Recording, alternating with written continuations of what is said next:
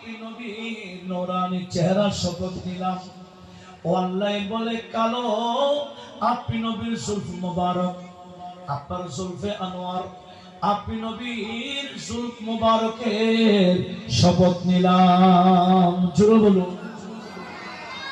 আপনার কালো কালো চুল, কালো কালো দাড়ি মুবারকে আমি আল্লাহ শপথ নিচ্ছি। একটু জোরে বলুন। এগুলা তাফসীর, এমনকি আলা হযরত ফাজিল নবী রাদিয়াল্লাহু তাআলা এগুলা অনুবাদ করেছেন। হে কালামে ইলাহি মে শামস দোহা, সুবহানাল্লাহ। হে কালামে ইলাহি মে শামস দোহা, तेरे चेहराए नूरे फिजा की कसम, कसमे शबे तारों में राजी था, कसमे शबे तारों में राजी था, तेरे जुल्फो दुता की कसम, है कलामे इलाही में शम्सो दोहा।